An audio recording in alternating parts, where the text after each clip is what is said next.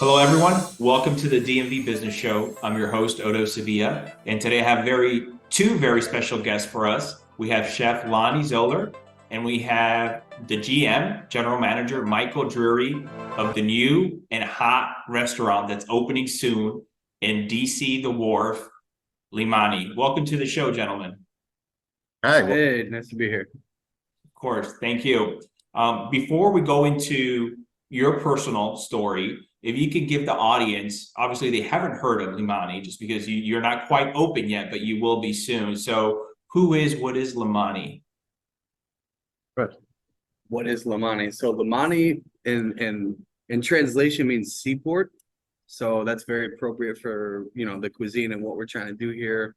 We're focusing on like whole grilled fish and then, a lot of traditional twists and turns with Greek cuisine. But we're trying to bring a unique dining experience and really trying to showcase Greek cuisine in a big way. And I think to touch on what Lonnie said right there, you see a lot of restaurants around the DMV that have Mediterranean cuisine and their interpretation of what is Greek cuisine. But what we're really doing here is really staying true to form insofar as what traditional Greek cuisine is. There's a couple modern interpretations here and there, but the focus really is on the freshness of the seafood. And the style is very simple. It's eloquent and in its simplicity. Nice. And you said you're doing it in a big way. I mean, that location's a pretty good size, right? It's massive. It is massive. 400 seats, right? Yeah. No, we seat 609 600. guests on a turn. Wow. It's a very, very large restaurant. Yeah. I think it's what is it, over 10,000, over 13,000 square feet or so? We are at 13,000 square feet that guests can go through, and then it's 16,000 total for the restaurant. Oh, that's beautiful. I can't wait to visit, guys. Yeah, we can't wait. Please, anytime. So you said fresh seafood. So are you guys getting it locally here from the DC, Maryland area, Virginia? So actually, pardon me. You want to answer? Yeah. So actually, Chef Alam has like over 30 years working experience out of New York, developing like really close relationships with importers. So we're really actually focusing a lot on imported fish from the Mediterranean, from Greece specifically. Oh, wow. Oh, so you're bringing it all the way from over there. Yeah, so the majority of the fish, the Dorado, the Rocky, are all specifically from that area. We also get in one of our signature dishes is grilled octopus. That's actually a Tunisian product, but it's of the highest quality, and that's why we go there. We have some other local stuff, like we're featuring a whole red snapper, American snapper, that's sourced from the Carolinas. And we have a lot of different, and I'm still learning too because I'm new to the company, but a lot of individual purveyors. Okay. We're like specifically for langostinos and other specific products like that. And we're just getting started too. So we're actually one of the only restaurants in DC that get their langoustines live. So when they come in, they're still very much alive. They certainly are. I love that. That's great. So are you both originally from the DMV area here? I am actually not originally from the DMV area. I'm from Hawaii. My mom is Hawaiian and my father was Irish. I did live here when I was younger, and then I moved back to the DC area in 2001. So okay. I've been here ever since. So I've been in DC for the last 22 years. Yeah, I was going to say you've been here for quite some time then, Michael. Yeah, I've seen a change. It's interesting. Yeah. What about you, Lonnie? And me as well. I'm originally from upstate New York. I did spend the first half of my life up there. Went to culinary school in Hyde Park at CIA, and then one or 2 years after I graduated, I moved down the DMV area. Originally in Reston with my uncle to sort of settle in, but I've been down here close to 19 years now as well. So what brought you down here originally? My uncle was like, hey, like it's a good market down here, it's a good living, like you can get a little reboot. And so I made the decision, I got down here. Yeah. He and I had discussed it. I don't know if you remember the conversation, but he said he wanted to go to New York City, but then he decided to just take a shot with DC, which I thought was really cool because most young chefs, they aim for New York or Los Angeles or something, and so he came to DC to really get a start. Yeah, pretty much like that. Like it's a better market. You can kind of like make a bigger splash down here, and New York is really doggy dog, and at least it was back in that day. I don't know what they're doing up there. Yeah, I don't know. But I haven't been back in a while, but yeah, it's pretty much like that. I came down here to like just start, see what I could do, bring my experience, and I've been doing well since. That's great. So, how was it growing up? I guess if I can just briefly take you both to childhood, growing up in Hawaii or upstate New York. Growing up in Hawaii was nice. It was it's beautiful. It's paradise out there. Yeah, why are you here, Michael?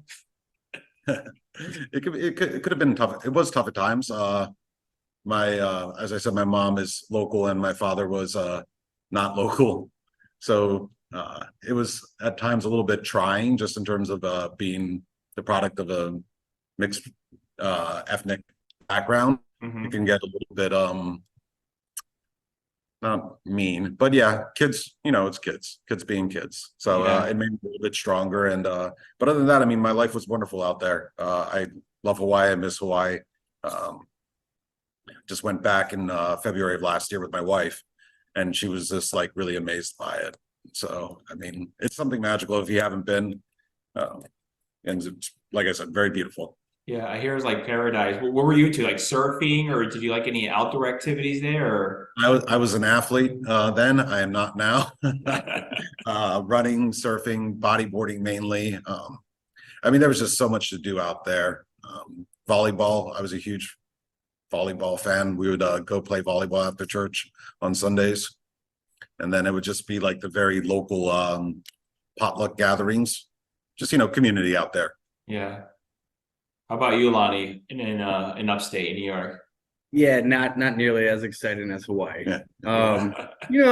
Through rocks and trash cans. Yeah, I mean, it's a lot of outdoor activity to keep occupied. Specifically where I'm from is Cooperstown, New York, where the Baseball Hall of Fame is. So, every summer my stepdad had a restaurant on the water. So every summer was like getting your butt kicked, cleaning lobster, peeling shrimp, doing the hotline, dishes. So that was kind of how I came up. Every summer was work, and the rest of the year was snowboarding. Used to do a lot of that: snowboarding, skateboarding, hiking, mountain biking. I would on a big lake, so lots of swimming and skiing. So, Chef, so you grew up in the restaurant business then. You mentioned as a young kid, peeling and doing things in the kitchen. yeah, yep. How old were you? Do you remember? 12, 13. Okay. They put me to work early, so. So was that, would you say, your first time you got exposed to sort of the food and beverage, the restaurant industry? Yeah, absolutely. Yeah. And I guess once you got exposed to that, you're like, I love it. I'm not leaving it, or what was it? I don't know. I don't know if it was necessarily that. It was a job, it was work, it was, contributing. And then, as I started to grow, it was like, teenage years, it was just a way to earn money. Sure. And then at one point, after I got out of high school, I was like, well, I'm good at this thing. So let's see what I can do and make a career out of it. And, and that's what happened. A little bit late, but at 20, I was like, had a great opportunity in my life to attend the Culinary Institute of America. And so I went there, and that really got me focused and realized like what my potential could be. And a lot of exposure to fine dining and everything else. And so at that moment is when I really became passionate. When you left the culinary art school, is that when you came straight down to DC, or did you work around there or up there? No, I went back to Buffalo, New York, and I was there for about 2 years. Mhm. Worked at a large steakhouse under a pretty accomplished chef, had a James Beard. That was my first kind of managerial experience as a sous chef. And then shortly after that, I moved down here. Nice. Michael, for you, how did you, I guess, what was your introduction into the restaurant business? My introduction. So I started washing dishes when I was 14. Back then, it was actually for me, that was my fourth job at the age of 14. I'd started off with the paper route, then I did landscaping in Hawaii. I can't believe I have this phone on. And then when I started washing dishes, it was a good job. It was $7.25 an hour. I won't tell you what year it was, but it was a lot of money. And they let me work nonstop as much as I wanted to. And then they fed me. Yeah. So for being 14, that was pretty cool. And I mean, like $300 a week was a lot of money back then. Plus back then the culture was different too. Yeah, it was different. It was very like, everybody was together in the struggle. You know what I mean? Yeah. Yeah. Do you guys have any kids of your own? I do. Okay. Okay. I don't know what I have three boys myself, and I don't know what age yours are, but I started working at a young age too, not in the restaurant business though, but I can remember, and now my oldest is 12, and I even tell him, I'm like, you need to go get to work and pay that phone bill because I'm tired of some of the freeloading you're doing. But it's very different nowadays compared to back then. Yeah, definitely. I agree. Yeah. My daughter's 16 now, or about to be 16, and she's had a job for 2 years.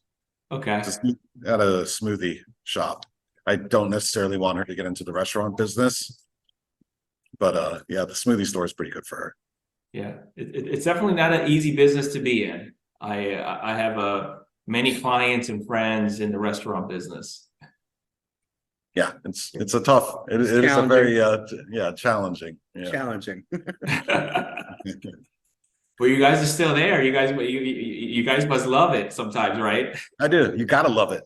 And I hate to say this, but you gotta love this shit. You have to. You have to love it. Or else it'll just eat you alive. The passion. It's like for me, the passion. It's like all the hard work, all the sweating and complaining and pain you go through to execute, but then on the back end, the reward is a successful service, happy guests, happy kitchen staff all around. Being able to manage a business and provide a good working environment. So those are the rewards that kind of candy coat all the hard part about the job for me, anyways. And probably that holds true for anybody that wants to stick in this business and grind it out. That's true. When both of you guys moved down here to the DC metro area, did you guys have already jobs lined up in the restaurant business? No, I did not. I was still in high school at the time. Okay. Yeah, I moved my junior year of high school. Okay, so you finished high school here then. Okay. I did, yeah. Oh, nice. I did not. You did not. Yeah. Did you? What high school? I guess what area? Maryland, DC, or Virginia? Michael? McDonough. Yeah, it was McDonough High School. Okay. Nice. All right. So you started working in the restaurant industry also here at a young age then? Yeah. Okay. I think it was a Mexican restaurant, and then I washed dishes there too. There's not a lot of jobs you can get at that age. Yeah, but it was a good job. I enjoyed it. Lonnie, I understand you obviously started at the back of the house in the kitchen, but for you, Michael, you also started in the kitchen, but washing dishes. So did you think, Michael, that you wanted to stay in the back of the house, or you're like, hey, let me move to the front and maybe do something different? Or how was that transition for you? So I worked as a line cook as well. Then I moved up to a sous chef position earlier on in DC. Once I figured out that the money was to be made in the front of the house, I started serving. Well, pardon me, actually, I went from bussing, and then after bussing, then I went to bar backing, and then from bar backing, I went to serving, and then serving, I went to bartending, and then so on and so forth, progression. Climb there. Yeah. And now general manager. Yeah. Pardon me, I'm going to disconnect this real quick. Sure. And for you, Lonnie, it was always in the back, and I guess you had the passion with the kitchen and everything that you decided to stay there. Yeah, and I had going through my school program, I did have some front of the house stuff. That they have some restaurants on campus that serve the public, and I did that, and that's not my comfort zone. I like to be in the back. So I enjoy that part instead of the front end part. I guess what were you saying, Michael? I said apologies. That phone ringing was driving me crazy. No worries. The good thing, I didn't hear it, so, but if it bugs you, that's good. You took care Oh, of okay. it. I didn't know if you heard it or not. All right. No, I didn't. I agree. I think there's a different personality, right, guys, if you're in the back or the front of the house for what you're doing. Yeah. 100%. Yeah. Yeah, definitely. Yeah. Like being a general manager, there's a million things that you have to focus on and a million things that you have to take into consideration all the time. Both cultures, the front of the house culture and the back of the house culture is very important to understand the differences between them both. So you both been in the restaurant business for, gosh, what, decades now? Yes. Yeah. Long It time. feels like I was just saying to a friend of mine, I don't know how to do anything else. This is just what I've been doing my whole life. Yeah, Yeah. it'll be, for me, it's 25 years. Gosh. Yeah. It's a lot of experience there. So you just mentioned now, Michael, as far as, dealing with different team members, whether they're working in the front or the back or whatever it may be, and different personalities. How does your crew, how does your team look like right now at Limani? My team is excellent. One nice thing about having worked in the DC for so long is that many people are dealing with staffing problems right now. I'm not dealing with it as badly because I have, well, about 40 members of the staff have worked for me in some capacity before. I asked a couple of them to quit their jobs to come work for me, and they did. So staffing wise, I'm doing a lot better than a lot of the restaurants around here, and that's really because of the relationships that I've formed with these employees over the course of the last 5, 10, 15 years for some of them. And I guess, is that traditional as far as, when someone leaves, let's say a GM, a lot of times they bring some of their team members along with them in their next role elsewhere? It's very, very common. We call it poaching. But there wasn't that much poaching that went on here. It was just a few people that I brought along, and then some other people showed up, basically friends of friends that were recommendations, etc. Yeah. It's the same in the kitchen. I came here, I wasn't part of the opening hiring. I'm getting to know some people right now. I also brought in a few people that I've worked with in the past that I can trust and understand what I like, how I like to work, and what I like to accomplish. And so that little balance has been nice. And so, the kitchen is still a work in progress, but we're doing well. We got to figure out, how to be better. And that's what this couple soft opening weeks are for. But we're gonna hit the ground running definitely on the 15th. I'm glad we're having this conversation before the opening of November 15th. And if you can sort of give us behind the scenes look as far as what it takes to get a restaurant of this caliber open to the general public. Ooh, a lot. Just a couple hours a day, lots of sitting around drinking coffee. No, I'm kidding. It's a lot. It's a lot. You have to have a lot of mental fortitude to get through this opening process. It's a lot of stress, it's a lot of hours, it's a lot of frustration, and you got to truck through it, get your list, and just keep knocking it off until you settle in, until you find where you're comfortable. But Michael's opened up a bunch of places, and so have I. We're both confident that in the process we know we're going through right now, and we know we're going to shine on the end. And it's like you put all the effort and hard work up front, and you get the reward once it's all settled in and we're open and we're flowing. Yeah, this will be my 7th opening. This is my largest opening to date. There's a ton of stuff that you have to consider. You have to consider cost, number one, just in terms of glassware, just from a liquor perspective, even ordering that. Because we're ordering for 400 plus guests, we're not talking about buying a couple cases. We're talking about making 40 case deals with the local liquor reps, wine, etc. Everything has to be perfect when you open. Like, you can't be missing vintages. You can't be out of bottles. If you're out of a bottle, you have to pull it off the list. Like, impressions really matter in the first 2 to 3 weeks. We just finished up our cocktail list today. Versus for our regular menu versus our signature opening cocktails. So now our regular cocktails are going live tonight. but there's just many things. And then putting together a team and really molding them is very important as well, and making sure they understand their job duties, responsibilities, and our expectations, really.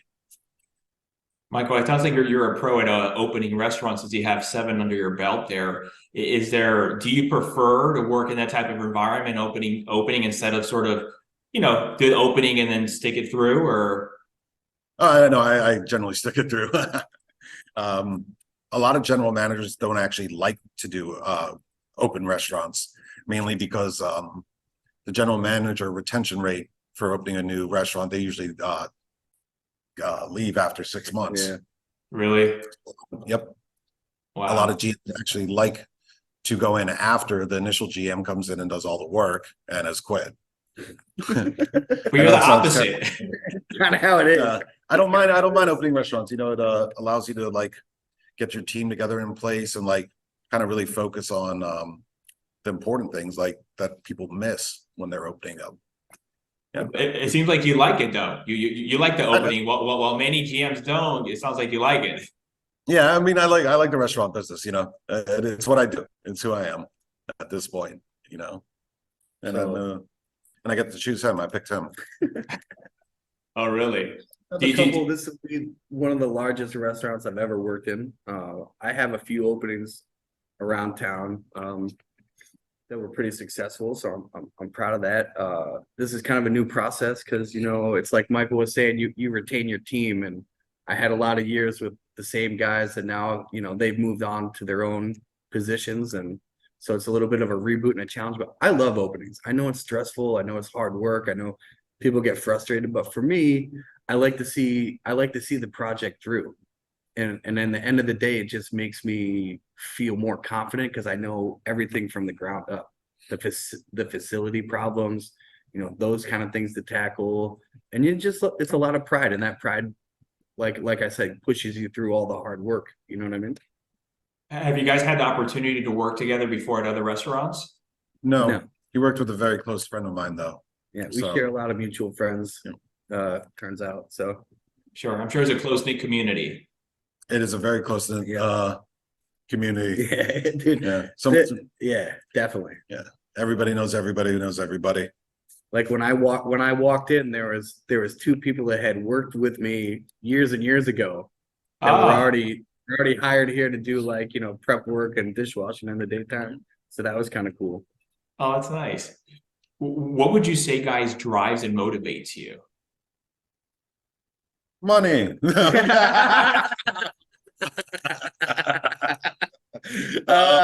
Dollar. Seriously. Drive and motivation, it's like to succeed, man. You know what I mean? Like I feel like as I get older, as I mature in this position, my priorities and things that I focus on and things that I enjoy have shifted. It used to be as a young chef, it was the accolades and the food and the creativity and this and that, and it's kind of and as that's always stayed important. What I enjoy now is like the camaraderie, taking a dishwasher and building him up to a line cook, providing people that work hard and dedicate themselves and the team, and giving them an opportunity to succeed, and then the overall success of the kitchen and the restaurant. The mentoring is what I enjoy. I'm also turning into a numbers guy. So, getting the food cost stuff and the nuts and bolts and the real business part of it, rather than just being in the kitchen and putting the food in the window.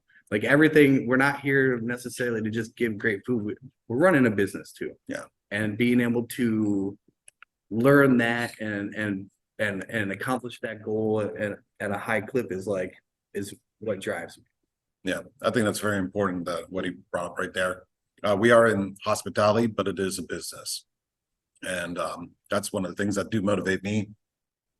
I like making deals. I like seeing a healthy profit margin. And I like being able to pay salaries that my employees can live on comfortably. That's another thing too, is that it's really important to take care of the staff and make sure that they're happy, because one of my things that I really dislike is turnover, because it costs me approximately $4,000 to train somebody, get them up and running, costing mistakes, et cetera, everything else. That's about the the number figure that it is for an employee. So if I can provide a good environment for my employees to thrive in, then that'll end up being more profitable for me. And that's not the only reason why I want to provide that type of environment. I also want my staff to be happy. We were just talking earlier about the team and the importance of the team. You know, you mentioned also, Michael, as far as you're hearing sometimes in the same restaurant industry that some people are having struggles finding teams, especially after COVID. You know, a lot of the restaurant food industry lost a lot of the talent, and some of them have not all trickled back in. How have you gone about finding the right people to put in the right seat in the bus to lead? As far as management goes, it's been tough finding qualified candidates. That is the one area that is lacking in DC. Unfortunately, that is true about after COVID. I have many good friends that actually just were done. They just quit, gave up. They're either selling cars now or in real estate or other jobs. It's DC, there was literally a mass exodus of food service workers, and we have not yet recovered from that. That is true. So finding them, it's a challenge. It's not something that I've seen before. I mean, and it's not that we're not offering unsubstantial money. It's very good money that we're offering. It's that oftentimes the qualifications don't meet the expectations for the position. Both of you have long, illustrious careers in the business. You know, what advice, if someone came to you and said, I want to get into the food business or the restaurant industry, right? And whether opening my own restaurant one day or being a GM or being head chef or whatever it may be, what's some advice and pointers you would give that individual? Besides, maybe don't do it. I'm in my head. I'm like, I'm not saying that. I was going to say that. I know what you guys are thinking. I'll tell my daughters that, but for opening a restaurant, I'll give two things. Most people, they go in with friends when they want to open a restaurant. Make sure that you have the contract ironed out, stamped, sealed, deliver. You may be friends with that person now. You might hate them in 3 years.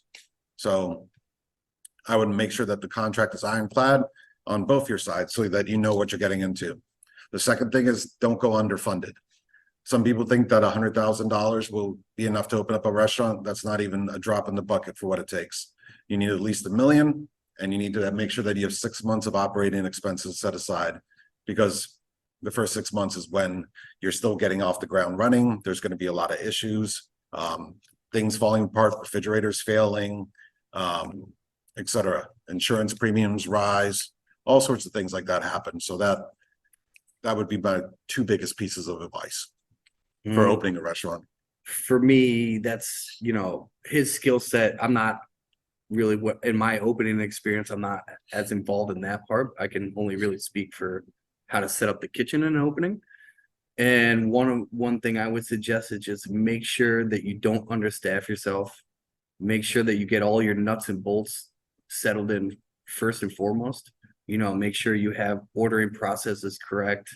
You have all your dishes costed out. You have a game plan, and you just have to realize, like, you're going to go through it. You're going to have a lot of challenges, and every day is something else. And I always, you know, I tell my guys when I'm training chefs, it's like, everything that you can control that 110%, because then you have time to catch your variables and giving yourself space to correct those things as fast as possible. That's very true. Great advice, guys. Thank you. Are there any specific habits or traits you feel that you have that have helped you, whether for business, for your careers, or just personal side of things? Personal habits, organization is critical. Taking notes is critical.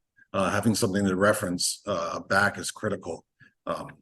I have like 4 different notebooks, and it's for each different program, for each portion of the restaurant. I have one for the kitchen, I have one for the bar program, I have one for the wine program, and I use these separate booklets to keep my thoughts organized, because sometimes I'll jot something. Before I would have one, and I would jot it, and then I'd waste time having to go through it, the notebook, looking for my notes. Whereas now I have the 4 separate ones, physical ones, Because I find that writing something physically down helps me remember it better than just typing it into my notes on my iPhone. That was a free advertising plug for iPhone, right? Yeah. I'm the same, you know, after so many years, I still keep a notepad. You know, in the kitchen, everything moves so fast, and you're taking questions, you're fielding like all sorts of stuff, and it's just every day I just reboot. At the end of the night, I clear all my notes. The next day I rewrite my notes. I go through my checklist. I get myself rebooted. Organization and dedicating time in the day to keep yourself organized will help your efficiency in the day. And you know, sometimes it's impossible to keep your stress level down, but it'll help. If you have a checklist, when in doubt, just go right back to your list and start knocking it off. So it sounds like for both of you, organization is number one, top of the list there. Has to be. Yeah, Yep. exactly. It has to be. Okay. The kitchen, especially, because everything is time sensitive. Your whole day is built on time. How long is it going to take to prep? How long does this take to pick up? You know, also all the product. It's not like a bottle of wine, man. Like my products, you know, have a shelf life, especially seafood, man. So this part is very, very important. The organization, how you rotate your product, like all these ins and outs. I mean, and that's what, you know, sets people apart from being a cook and taking on a position. You know, you have to start mastering that organization and seeing everything in a whole and not like one by one, as far as like stations go and things like that. What would you say is your biggest challenge with both of your roles today at Limani? Sorry. Can you see me? Yes. My laptop's about to eat it. Okay. Swap over. Thank you.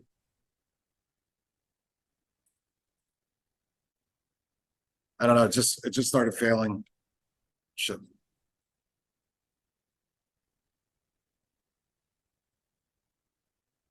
This is happening. So I was asking, what do you think is the biggest challenge with your role today?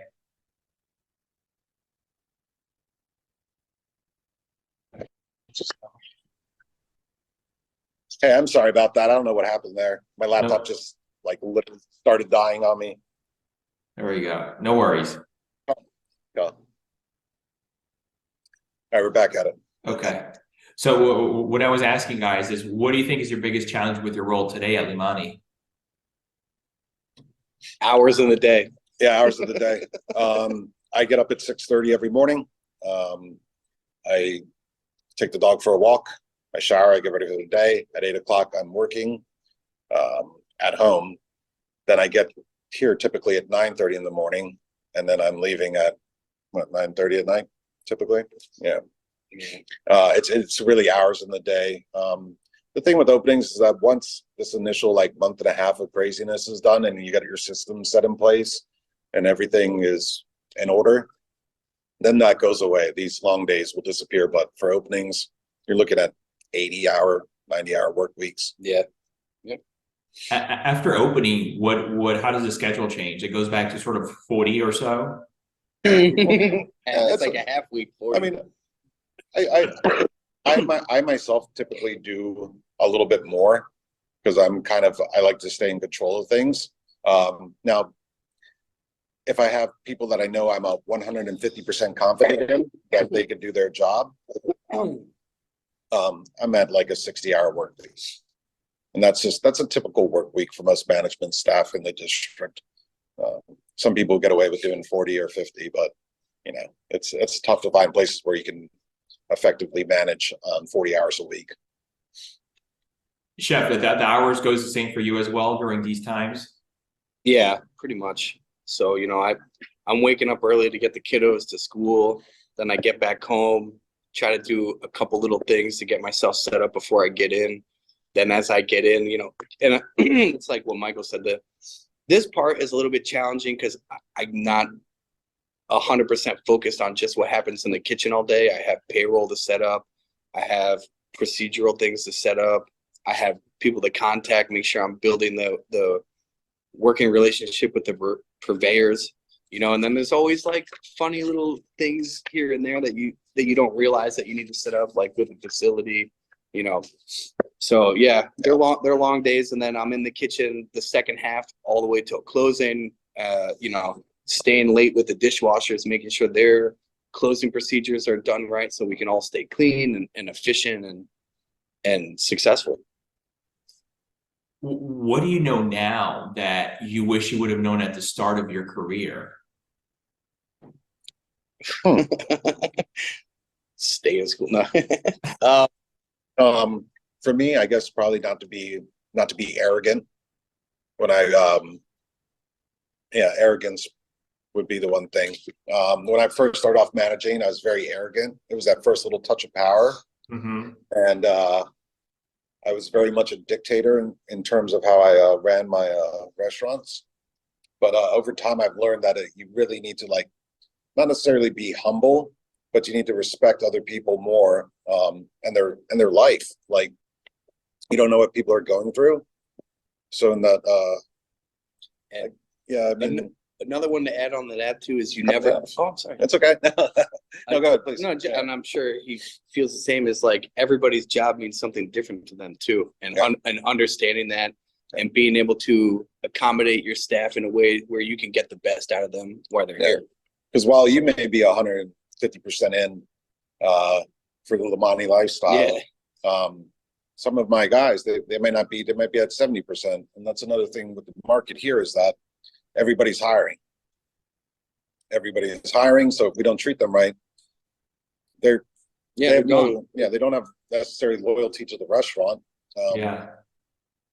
I think that's a little, I think in my personal opinion, I think, you know, Michael's got a bigger challenge because, you know, the serving community is a little bit more transient than in the kitchen. Very transient. So kitchen folks usually get locked in, you know, they get comfortable, you know, especially, you know, everything's muscle reflex. It's all timing. It's all, your whole day is timing.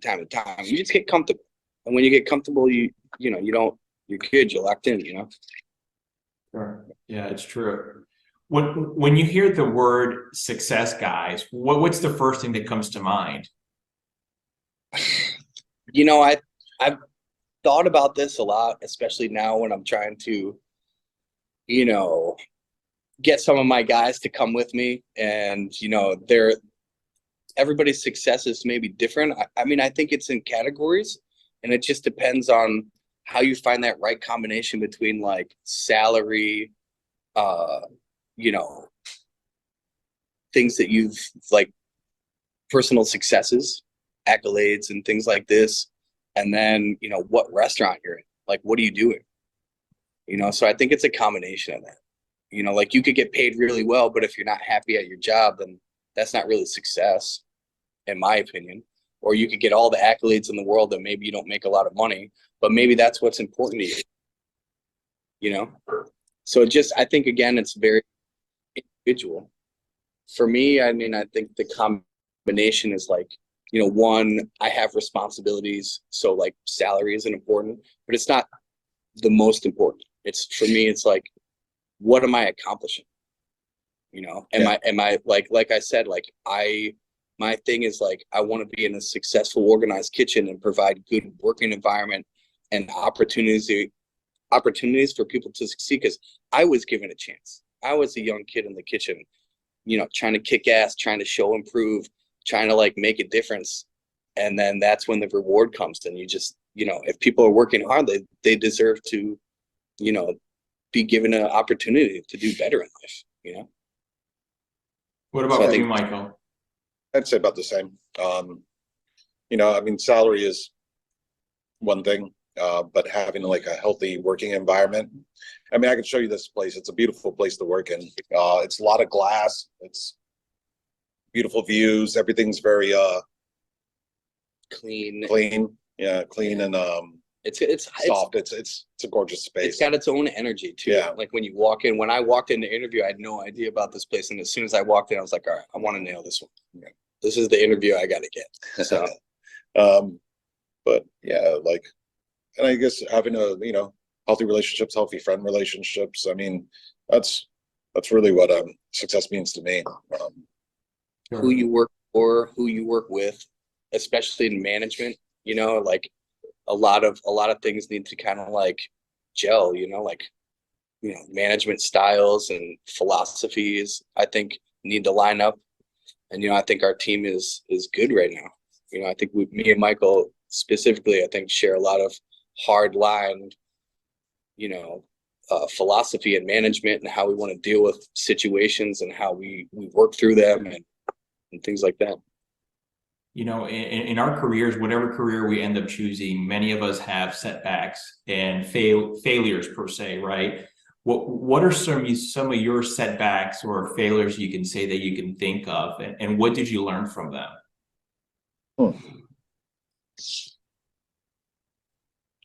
You want to go first? No, I don't know. I'll go. I'm picking one of my many failures. I'm going to be a little bit vague. So I think, going through this career and going through a lot of ups and downs, I think, I probably should have been more, what's the word? I should have just been a little bit more careful about my moves and a little bit more ambitious.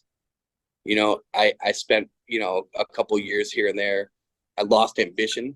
I was like just grinding it out, but I probably, when making decisions on my next job, I should have been a little bit more careful, and a little bit more, I kind of would lose sight here and there of like the game, the end game, what I want to accomplish with my life, So I think that's probably, it got, dragged me down here and there, I pushed through it, but like, it was definitely like what jobs I picked, I think. I've made a few decisions that I probably should have been a little bit more careful. But I feel like, and I tell people, like you have to learn from everything. If you have a bad working experience, you got to take something from it, right? And like, everything comes around. So like, I wouldn't be here if I hadn't gone through those other challenges. So I'm grateful to be where I am now. I'm grateful to be in this position. I'm excited to see exactly what we're going to accomplish, and see if we can actually get through it. But yeah, I mean, that's it. So for you, Chef, if I could just double click that for a moment, I guess it's just being more strategic with your career choices and maybe don't lose the focus of continue to move up type of thing.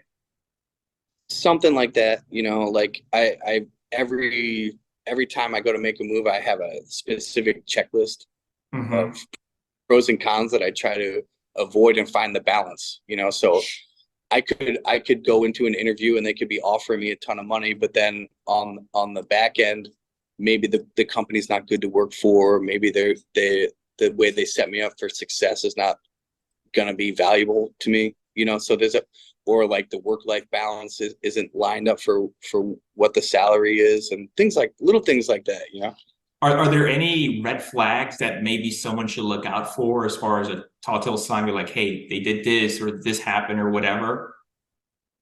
What I do is I look. So if you're looking for if from a manager perspective, if you're looking for a management job, what you can do is look and see the history of how many times they've been posting to hire managers. There's a couple spots right now in DC that they're continuously hiring managers, and that's a pretty big red flag that there's obviously something wrong. To me, that's saying that, hey, it's a problem with the ownership, or their expectations are too high, or the salary is too low. Because if you have a management position being offered up every month and a half to 2 months, obviously there's something very, very wrong there. That's true. That's very true. What about for you, Michael, as far as any setbacks you can think of and what you learned from that? Oh geez. First one that comes to mind. I would say empty promises from ownership. I've worked for groups before where I've worked very, very hard, and they've talked about points or profit sharing, and then I worked hard, and then it would be a year or 2 years, and they would bring it up. I would bring it up again, like, hey, like, when am I getting on the papers, or when am I seeing a thing? And it would just, they'd be like, oh no, we can't do it this quarter, or we can't do it that quarter, or you know what, we kind of change our minds about offering ownership. And I mean, that's the setback, but I learned from that. I take a higher salary now versus empty promises. Mhm. That makes sense. You know, it's so true. I'm in commercial real estate, so I was just having a conversation the other day recently with the landlord and talking about money. And it's just like, you know, you say something, but then your actions are showing me something totally different. Exactly. And your actions are going to speak louder than what you're promising in your words. Yeah. Yeah.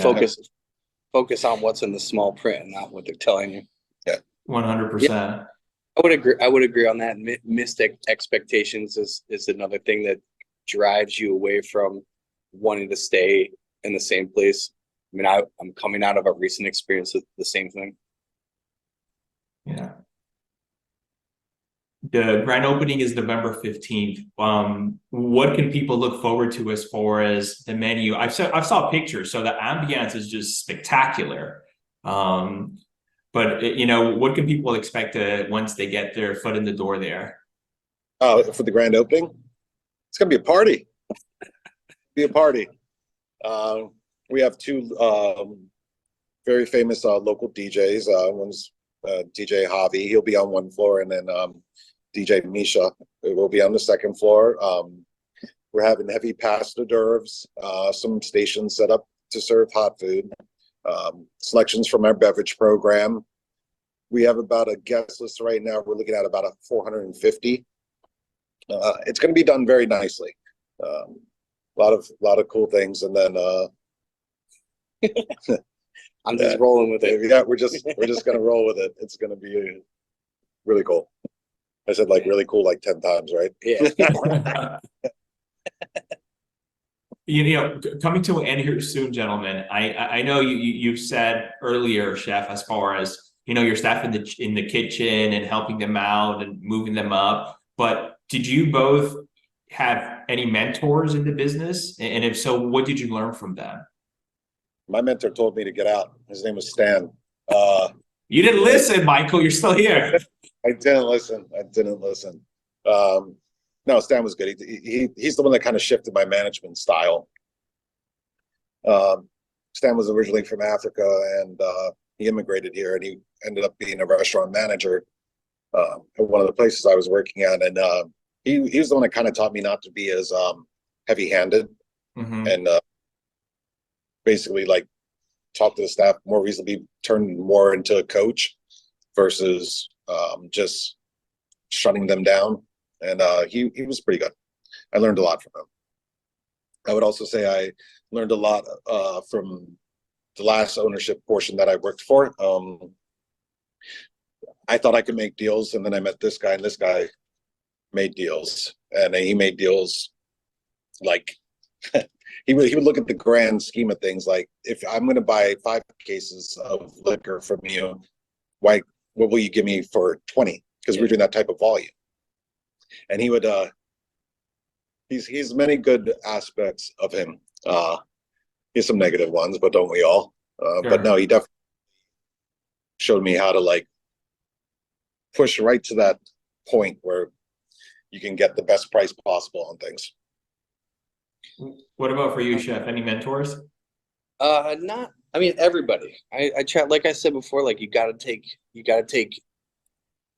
everything. You gotta learn from every experience. So like, I've had some chefs that I've worked for where I've learned things. Like specifically, one of my first jobs down here was a larger restaurant, and I learned more about how to manage people and how that part of the job is very important.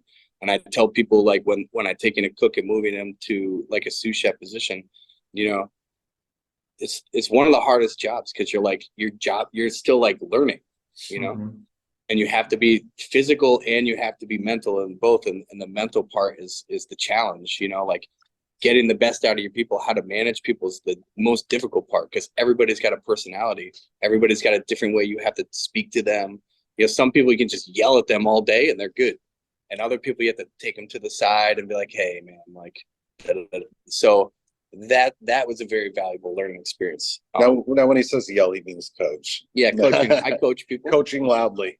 I don't do that anymore. You know, when as a chef, you mature. I don't do that anymore. Yeah. But yeah, it's a lot of that. And then so, you know, in the last 12 years, I've kind of been doing my own thing. And so I just been taking all the past experiences and just building them into my own kind of style.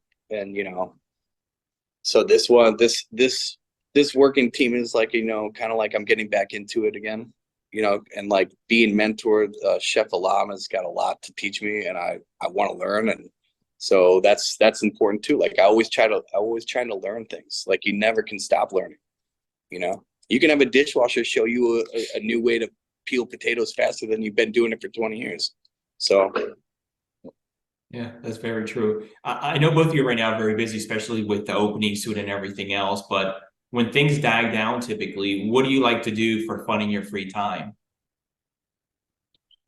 fun. Yeah. Go to my Free second, time. I like to go to my second job, which is home. Yeah. So I try to, you know, as a parent of young children in this industry, time is very valuable. So, you know, I try my best to be there and available to see the kids. Like, to be really honest, not much of a social life, you know. So Yeah. most of my real like friendships are industry, Yeah. and either they're working or I'm working. So that's a hard thing to go to. And I don't drink or I don't go out, and I didn't, you know, anymore. So I lose that kind of opportunity to socialize. But like, you know, mostly just get with the kids, see my wife, go do something, you know, like we just went to out to Virginia today, to like the pumpkin patch, and so that was fun. But you know, you have to enjoy and take advantage of the moments you have, I guess. What Time's about- valuable. Yeah. How about you, Michael? Spend time with my child and my wife. And I mean, I go out and see my industry friends again. Yeah, I don't have a lot of friends around outside of the industry just because I mean that's the way it is. Like your relationships are all with people that, And yeah, most people that aren't, think, and most people that aren't in the industry don't understand, like, oh no, we don't go in the morning and get out at 5 and have weekends. Like, we're working weekends. Yeah. Yeah. Like our Fridays are like on a Tuesday. yeah, When nothing's going on. Yeah. You know what I mean? Yeah. So it's, and also, you know, it's like understanding. I find that, you know, it's people don't really understand what it takes in this industry. So it's when other people are in the industry, it's more like it's kind of like, hey, you too, you're going through it. All right.